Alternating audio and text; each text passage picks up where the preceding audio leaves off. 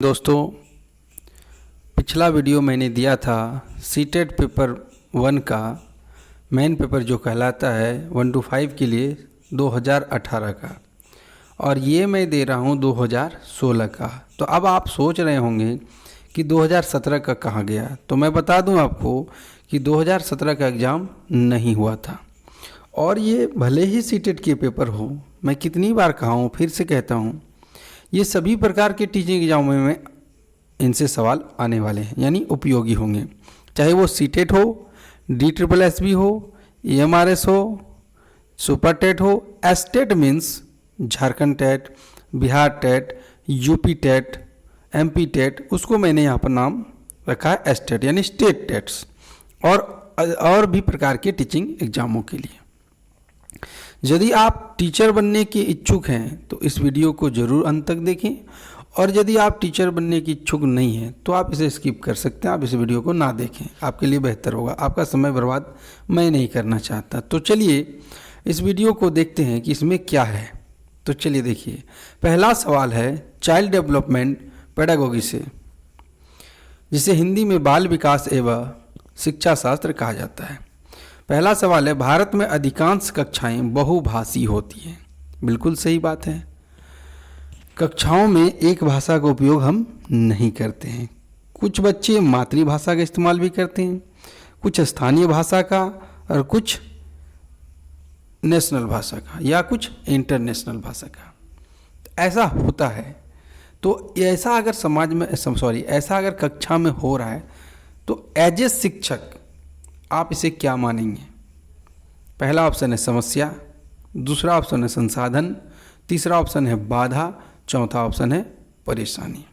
अब जरा लॉजिकली सोचिए, हम बच्चे को पढ़ाने के लिए आते हैं कक्षाओं में, और बहुत भाषा बोलने वाले, कई अलग अलग की भाषा बोलने वाले बच्चे हैं, तो इसे हम समस्या अगर मानेंगे तो हमारा दायित्व ही क्या रह जाएगा। हम अगर शिक्षक कहलाने के लायक नहीं रह पाएंगे। और एक चीज़ हमेशा याद रखिएगा, नेगेटिव चीज़ें हमेशा सही नहीं होती है, वो 99% गलत होती है। अगर एक शिक्षक के रूप में आप बच्चों को नेगेटिव तौर पर देखने लगे हैं तो आपके अंदर जो शिक्षक वाला गुण है कहीं लुप्त हो गया है। कृपया उसे जगाइए।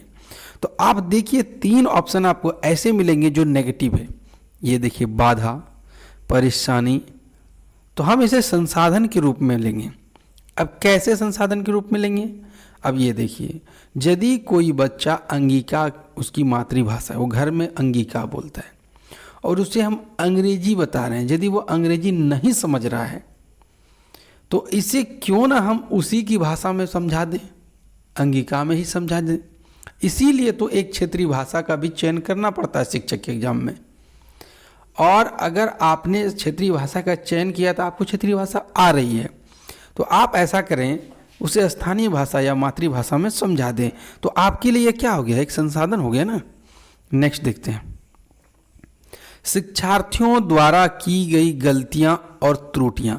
अच्छा, एक बात और मैं इंपॉर्टेंट आपको बता दूं, ये सभी सवाल जो है ना 1 to 5 के लिए है, और 1 to 5 के बच्चे के हिसाब से अपनी मनोवृत्ति को आप सेट करें। एज ए शिक्षक आप कितना पढ़े हैं ये मायने नहीं रखता है, आप कितना अच्छा से पढ़ा सकते हैं ये मायने रखता है, और आप कितने अच्छे से बच्चों के साथ व्यवहार करते हैं या उनके साथ प्रतिक्रिया करते हैं, और बच्चे आपके साथ कितना घुल मिल सकते हैं, ये भी बात पर निर्भर करता है। यदि बच्चा आपसे डरता है या आपकी छवि ऐसी है कि लोग उससे डरते हों तो आपसे वो शिक्षा ग्रहण नहीं कर पाएंगे, और जैसे ही आएंगे वो डर के मारे चुप हो जाएंगे, ना आपसे वो सवाल पूछेंगे ना कुछ करेंगे। और ऐसे में क्या होगा, बच्चे गलतियां करेंगे ही नहीं, और आपसे कुछ पूछेंगे नहीं, वो कुछ जवाब देंगे नहीं, तो गलतियां होंगी नहीं। और जब गलतियां होंगी नहीं तो आपको उन्हें समझने में मौका ही नहीं मिलेगा। उनको समझने में आप समझ पाएंगे क्या? जब तक आप कुछ पढ़ा रहे हैं, हाँ कर रहा है सब में, तो आपको लगेगा कि वो सीख रहा है, लेकिन क्या सभी बच्चे सीख रहे हैं? इसके लिए हमें मूल्यांकन करना पड़ता है, आकलन करना पड़ता है। तो ऐसे में बच्चे गलतियां करते हैं, और गलतियां करने और त्रुटियां करने से हमें यह समझने का मौका मिलता है कि उसकी सोच कैसी है, बच्चे क्या सोच रहे हैं, और जैसा सोच रहे हैं वैसा वो जवाब दे रहे हैं, और यदि वो गलत दे रहे हैं तो हमें उसे सुधारने का अवसर मिलेगा। तो आप देखिए कि शिक्षक और शिक्षार्थी असफलता के सूचक हैं, ऐसा नहीं है।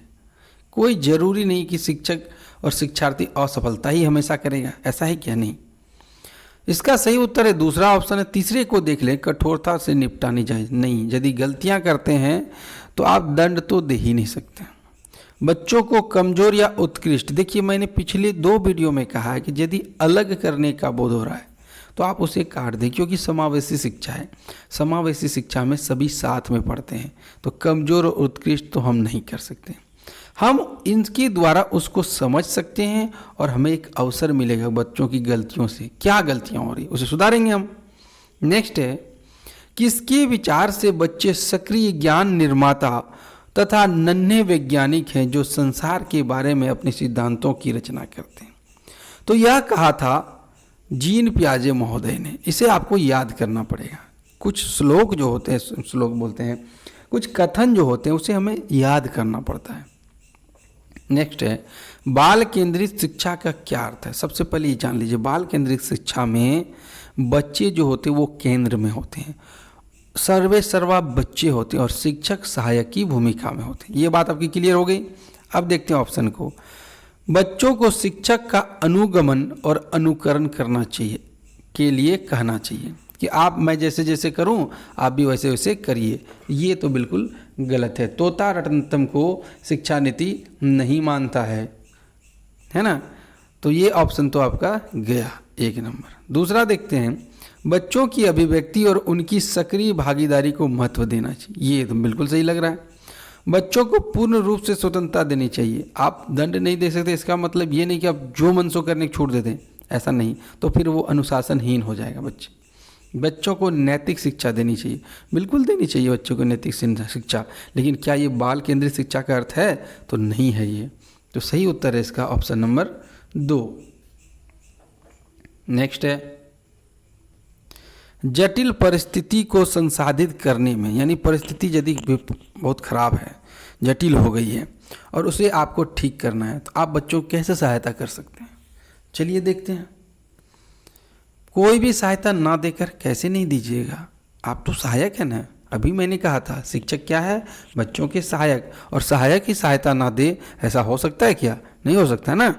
उस पर एक भाषण देकर लंबा चौड़ा उसको धमका दीजिए, भाषण दे दीजिए, तो उससे क्या सीखेगा? और चुपचाप डर मारे चुप लेगा, चुपचाप सुन लेगा। अब है कार्य को छोटे छोटे हिस्सों में बांटने का निर्देश लिखकर। चलिए देखते हैं आगे।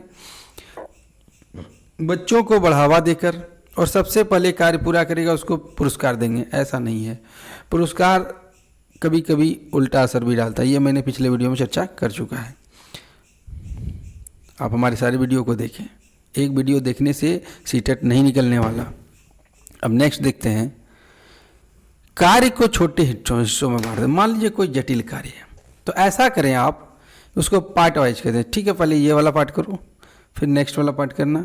यदि मान लीजिए पोएम है, हम लोग भी बच्चों से ही कराते हैं, पोएम को समझाते हैं, पढ़ाते हैं उसको, फिर उसको याद करवाते हैं। तो ऐसे में क्या करते हैं हम लोग कि यदि 10 लाइन है, अब बच्चा नहीं सक रहा, ठीक है आज 5 लाइन कर लो, कल करना 5 लाइन, देखिए छोटे टुकड़े में बांट दिए ना, ऐसे में हो जाएगा उससे। नेक्स्ट देखते हैं, शिक्षार्थियों से यह अपेक्षा करना कि वे ज्ञान को उसी रूप में पुनः प्रस्तुत कर देंगे जिस रूप से ग्रहण किया था, ये संभव ही नहीं है। आप ये समझ लीजिए, पहली बात, मनुष्य का जो फितरत होता है ना, वो कुछ ना कुछ बढ़ा चढ़ा के या घटा के बोलता है, सेम टू सेम नहीं कर सकता है।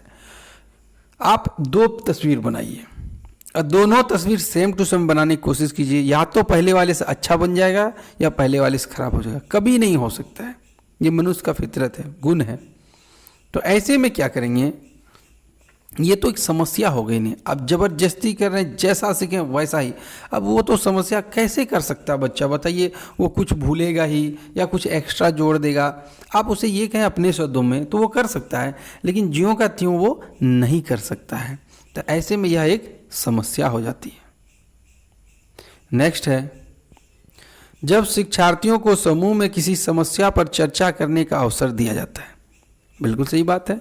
हम लोग भी ऐसा करते हैं कि चलो तुम लोग आपस में डिस्कस करो क्या करना है, कैसे होगा, तब उनके सीखने का वक्र जो है, अब बताइए अच्छी बात में तो वक्र स्थिर रहेगा क्या? नहीं।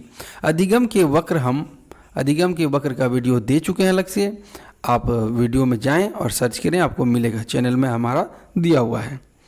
तो इसमें देखिए अच्छी बात हो रही है तो वक्र जो होगा बेहतर होगा, ये वाला। तो वक्र कुछ इस प्रकार उठता चला जाएगा, इस तरह वक्र है ना।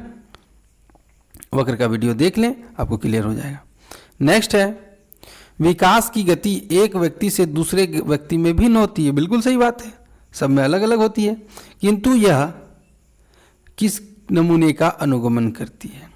तो देखिए विकास की गति भले दूसरे में हो अलग अलग एक दूसरे से, लेकिन वो एक नियम का पालन, वो क्रमबद्ध तरीके से चलती है। अब आप छोटे बच्चे को देख लीजिए, क्या जन्म लेते ही वो सब चीज़ बोलना शुरू कर देता है क्या? नहीं करता है ना। पहले वो हाथ पैर चलाना सीखेगा, फिर पलटना सीखेगा, फिर बैठना सीखेगा। भले ही किसी बच्चे में जल्दी हो जाए, किसी में लेट से हो, लेकिन एक नियम का तो पालन करता है ना वो। तो इसका सही उत्तर है क्रमबद्ध और व्यवस्थित तरीके से। नेक्स्ट है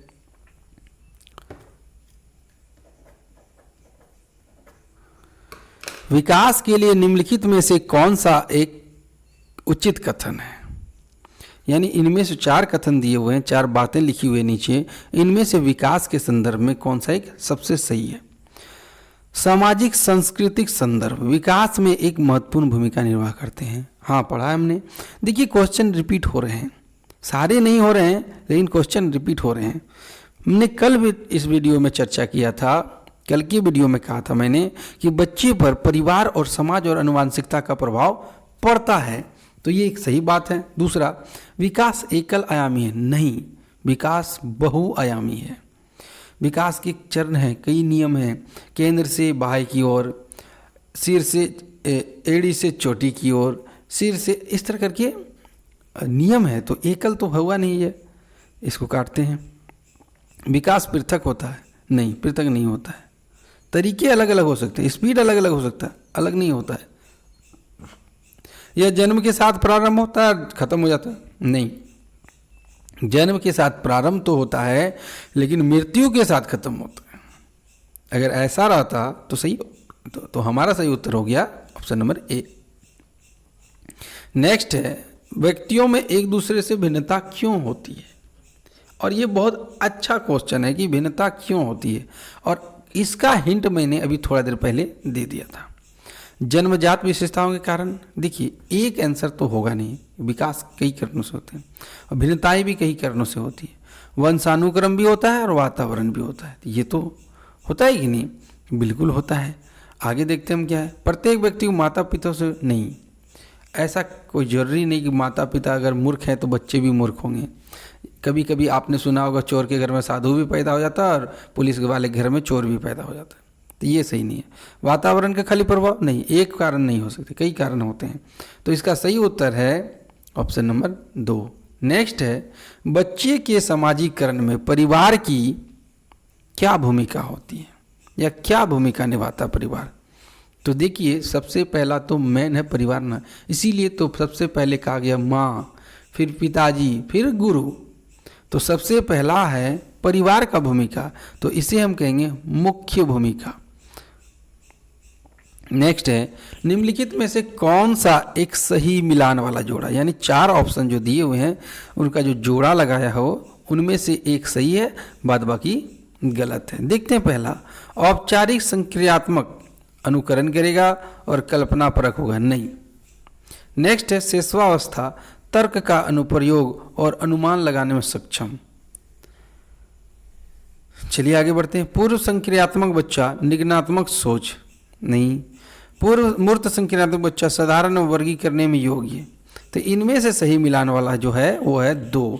शेषवावस्था जो शिशु होता है वो तर्क करना प्रारंभ कर देता है, तो इसका सही उत्तर है यही वाला। नेक्स्ट है एक बच्ची कहती कि धूप में कपड़े जल्दी सूख जाते हैं, तो बिल्कुल सही कहा तो रहा सही, लेकिन इस बात से हम क्या समझ सकते हैं, वो किस बात को प्रदर्शित कर रही है, वो क्या कहना चाह रही है? आखिर वो जो उसके अंदर जो ये समझ आई वो क्यों आई, कैसे आई, यही बात है।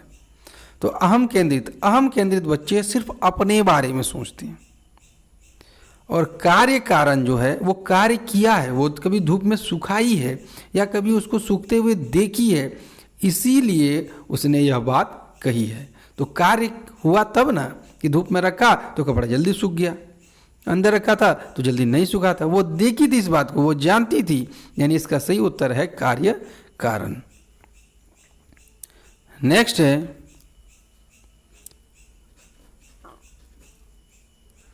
जीन पियाजे के अनुसार बच्चों का चिंतन वयस्कों से आकार में भिन्न होता है। बिल्कुल यही है सबसे अच्छा बात। नहीं, ये आप सोच लीजिए, चिंतन का कोई आकार होगा क्या? नहीं होगा ना। तो जितने में भी आकार आपको मिले उसको पहले काटते हैं।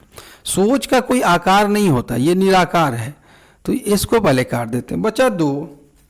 अब देखते हैं यहाँ पे कि वयस्कों से चिंतन के प्रकार में भिन्न होता। बिल्कुल सही। देखिए, वयस्क अलग प्रकार से चिंतन करेंगे और बच्चे अलग प्रकार से चिंतन करेंगे। तो प्रकार पहले भरा गया, उसके बाद है मात्रा की। तो प्रकार एक आंसर मिला तो मात्रा ऑटोमेटिक आ गया, तो यही वाला इसका सही आंसर है। नेक्स्ट है निम्नलिखित में से कौन सा एक आधारभूत सहायता का उदाहरण है? शिक्षकों को प्रेरित करने वाला भाषण देना चाहिए। भाषण देने से क्या होगा? कुछ नहीं हासिल होगा। भाषण देने से कोई सीखता है क्या?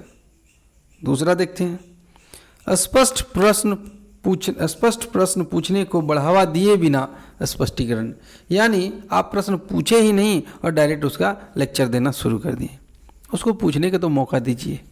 ऐसे में वो क्या पूछना चाहते वो तो हम जान नहीं पाए, हमने डायरेक्ट आंसर दे दिया। मूर्त और अमूर्त दोनों प्रकार के उपहार ये नहीं चलेगा, इसको काटते हैं पहले।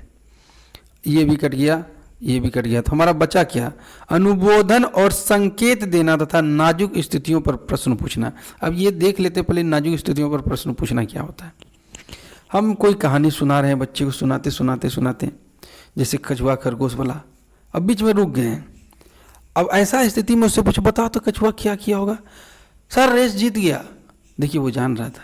तो ऐसे मोड़ पर प्रश्न पूछिए। देखिएगा आप यूट्यूबर, बहुत सारे यूट्यूबर करते हैं, या आप सीरियल में देखेंगे, जानने के लिए देखिए अगला एपिसोड क्या हुआ, वो एक प्रश्न छोड़ दिया। बाहुबली 2 में देख लीजिए, पहले 2 से शुरू किया और फिर 1 कंक्लूजन को लाया। अब ऐसा उत्सुकता डाला कि लोग 2 साल तक उसको पता नहीं कैसे मारा था, किसने मारा था बाहुबली को, है ना। तो नाजुक स्थिति में एक प्रश्न पूछ दिया उसने। नेक्स्ट है वाइगोत्स्की के अनुसार बच्चे सीखते हैं। इसका नाम था लेव वाइगोत्स्की। वाइगोत्स्की कई प्रकार के सिद्धांत हमने दिए हुए हैं, वीडियो आप देखें उन्हें भी। तो उन्होंने क्या दिया? बच्चे सीखते हैं परिपक्व होने से, अनुकरण करने से, वयस्कों और समवयस्कों के साथ परस्पर क्रिया से, जब पुनर्बलन। देखिए पुनर्बलन तो हल ने दिया था, पुनर्बलन का सिद्धांत हल ने दिया था, तो ये हुआ नहीं। परिपक्व होगा तभी बच्चा सीखेगा क्या? छोटे में नहीं सीखेगा, बिल्कुल सीखेगा। और अनुकरण करने से वो तोता रटंतम होगा, ना कि सीखेगा नहीं। तो ऐसे में क्या होगा? बच्चे क्या करते हैं? परस्पर वार्तालाप करते हैं, क्रिया करते हैं बड़ों के साथ, और अपने जोड़ी पाड़ी, समवयस्क का मतलब अपने जोड़ी पाड़ी के साथ क्रिया करते हैं। तो ऐसे में क्या होता है? वो जल्दी सीखते हैं। नेक्स्ट है कोलबर्ग ने प्रस्तुत किए हैं। कोलबर्ग ने कौन सा सिद्धांत दिया है? तो बताइए कोलबर्ग ने कौन सा सिद्धांत दिया है? तो कोलबर्ग ने दिया है नैतिक विकास का सिद्धांत। तो नैतिक विकास के चरण हुआ। संज्ञानात्मक दिया था जीन पियाजे ने। तो इसका सही उत्तर है नैतिक विकास के चरण या सिद्धांत। निम्नलिखित में से कौन सी स्थिति बाल केंद्रित कक्षा कक्ष को प्रदर्शित करी? बाल केंद्रित शिक्षा, बच्चे के बारे में सोचना है। तो चलिए देखते हैं। एक कक्षा जिसमें पाठ्य पुस्तक एकमात्र। हमने कहा था कितनी बार, कुछ शब्द ऐसे होते हैं जो अलग करते हैं, उसे आप काट दें। कक्षा कक्ष में शिक्षक शिक्षार्थी समूह में बैठे हैं और शिक्षिका बारी बारी से प्रत्येक समूह में जा रही है, तो बाल केंद्रित है। देखिए सहायक की भूमिका निभा रही कि नहीं, तो यही सही होगा। नेक्स्ट देखते हैं इसका, और भी ऑप्शनों को जांचना है आपको, ऐसा नहीं कि मिल गया छोड़ दीजिए। एक कक्षा में जिसमें शिक्षार्थियों के व्यवहार शिक्षिका द्वारा दिए जाने पुरस्कार और दंड, देखिए मिला ना एक शब्द, पुरस्कार और दंड, इसे आप काट दें। एक कक्षा जिसमें शिक्षिका नोट लिखा देती है, कहते याद कर लेना, लिखा दिया याद कर लेना, तो क्या सीखेगा, कुछ नहीं सीखेगा। तो सबसे बढ़िया ऑप्शन है ऑप्शन नंबर 2। नेक्स्ट है बुद्धि है। बुद्धि क्या है? बुद्धि एक अकेला है और जातीय विचार है? नहीं, जाति कोई जाति का विचार नहीं है, ये जाति वाला विचार नहीं है बुद्धि। इसमें जाति का क्या मतलब, ये काट दीजिए आप। दूसरों से अनुकरण की जोड़ने की योग्यता, नकल करेंगे तो इसे बुद्धि हम नहीं कहेंगे। सामर्थ्यों का समूह हो सकता है, एक विशिष्ट योग्यता हो सकता है, तो इसका सबसे सही उत्तर होगा एक विशिष्ट योग्यता। नेक्स्ट है भाषा विकास के लिए प्रारंभिक बचपन काल है। जो बचपन का काल होता है ना, वो अति संवेदनशील होता है। बचपन का जो काल होता है वो अति संवेदनशील, वो छोटी छोटी बात पे खुश हो जाता है, छोटी छोटी बात पे रोने लगता है, झगड़ा कर लेता है, तरह तरह की गतिविधियाँ दिखा, छटपट छटपट करते रहता है, बदमाशी करता है, कई तरह के रंग दिखाता है वो, तो ये अति संवेदनशील कार्य। नेक्स्ट है एक सहशिक्षा कक्षा में, सहशिक्षा मतलब को एजुकेशन, लड़का लड़की साथ में पढ़ते हैं, इसे कहते हैं सहशिक्षा। लड़कों से शिक्षक क्या कहता है कि लड़के बनो, लड़कियों जैसा व्यवहार मत करो। पिछला वीडियो में मैंने कहा था, इसे कहते हैं लैंगिक रूढ़िवादिता, है ना। तो देखिए लड़कों और लड़कियों में भेदभाव की रूढ़िबद्ध धारणा है, ये मानसिकता बना लिया है लोग, ऐसा कुछ होता नहीं, लोग बना के रखे हुए हैं, तो यही सही उत्तर है। नेक्स्ट है आकलन, बच्चों में प्रतियोगात्मक भावना को सक्रिय रूप से बढ़ावा देना। नेक्स्ट है सीखने के सुनिश्चित करने के लिए तनाव और दबाव उत्पन्न करना। ये नहीं, तनाव और दबाव में बच्चे नहीं सीखेंगे। सीखने में सुधार का एक तरीका, हाँ, अगर आप आकलन करते हैं तो आपको पता चलता है कि क्या कमी रह जा रहा है, आप उस कमी को दूर करते हैं और फिर उसी अनुसार कार्य करते हैं या उसी अनुसार शिक्षा देते हैं। नेक्स्ट है निम्नलिखित में से कौन सा एक कथन समावेशन का सबसे अच्छा वर्णन करता है। देखते हैं, यह एक विश्वास है कि कुछ बच्चे कभी कुछ सीख ही नहीं सकते, तो ये कहाँ से बढ़िया बात हुआ, आप ही सोचिए अच्छा बात हुआ क्या, तो इसको काटिए। नेक्स्ट है यह एक दर्शन है कि सभी बच्चों को नियमित विद्यालय प्रणाली में समान शिक्षा प्रदान करने का अधिकार है। हाँ बिल्कुल है, यही तो है। तो आप देखिए यहाँ पर कि विशेष बच्चे ईश्वर की विशेष उपहार हैं, तो ये भी बात सही है। यह एक विश्वास है कि बच्चों को अपनी योग्यता के अनुसार अलग किया जाना चाहिए, ये तो अलग करना नहीं, काट देना। दो बातें सही है, लेकिन हमें सोचना है समावेशी कक्षा के बारे में। तो समावेशी कक्षा में जितने भी प्रकार के बच्चे हैं सबको शिक्षा प्राप्त करने का अधिकार है। नेक्स्ट है वंचित वर्ग की पृष्ठभूमि की, वंचित वर्ग की पृष्ठभूमि में नहीं, वैसे बच्चे जो कमज़ोर वर्ग से आते हैं या उन्हें बहुत ही समस्या है, वैसे बच्चों को शिक्षा प्रदान करने के लिए शिक्षक को क्या करना चाहिए, उसे अलग बिठाएं? ना ना ना, अलग नहीं बिठा सकते हम। देखिए आपको ऑप्शन में ही आंसर मिलेंगे, उस पर ध्यान ना दें। क्यों ना ध्यान दें, मेरा काम ही है ध्यान देना, तो उस पर तो ध्यान देना पड़ेगा। ये भी कटा। उन्हें बहुत सारा होमवर्क दे देंगे? नहीं। या लिखने दे देंगे? नहीं। तो हम क्या करेंगे, तो हम उनके बारे में अधिक जानकारी जुटाएंगे और जुटाने के बाद उसको भी जान जाएंगे उसके बारे में बढ़िया से, तो उसको भी कोई भी गतिविधि होगा, कोई भी चर्चा हो, उसको भी शामिल करेंगे, तो वो भी हमारे साथ जुड़ने लगेगा और खुल करके सामने आएगा। निम्नलिखित में से कौन सा व्यवहार बच्चे की अधिगम निर्योग्यता की पहचान करता है, यानी बच्चों को एक प्रॉब्लम को बताता है। बच्चों में प्रॉब्लम अधिगम विकार के नाम से मैंने वीडियो दिया हुआ है, आप जाएं चैनल में खोजें और देखें उसे। इसमें देखेंगे आप कि बच्चा जो क्या करता है, बच्चा अपमानजनक व्यवहार करता है? नहीं, बच्चा नहीं करता। बच्चे को आप जैसा सिखाइएगा वैसा ही करेगा। आप उसके साथ अच्छा व्यवहार कीजिए, वो भी आपके साथ अच्छा व्यवहार करेगा। दूसरा है बी को डी, वाज को 100 और 21 को 12 लिखना, ऐसा होता है और इसे कहा जाता है डिस्ग्राफिया। आप इसके वीडियो को जरूर देखें, क्योंकि अधिगम विकार से एक सवाल 100% आते हैं। तो अधिगम विकार की वीडियो जितने भी मैंने वीडियो दिए हैं सभी कामकाजी वीडियो हैं, एक भी फालतू वीडियो नहीं मिलेगा आपको।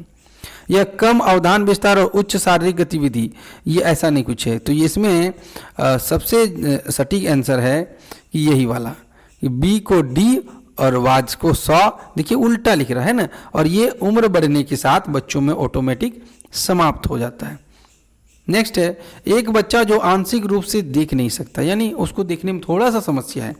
आंशिक रूप से मतलब कम कम, पूरा देख सकता है वो, ऐसा नहीं कि वो जरा सा भी नहीं देखता है, उसको थोड़ा थोड़ा समस्या है, तो उसे शिक्षा नहीं देनी चाहिए। ये देखिए कुछ शब्द मिले ना, नेगेटिव बातें काट दीजिए, उसे अलग से डाल दीजिए कहीं पर नहीं। अगर अलग से कहीं डाल रहे हैं संस्थान में तो समावेशी शिक्षा हुआ कहाँ।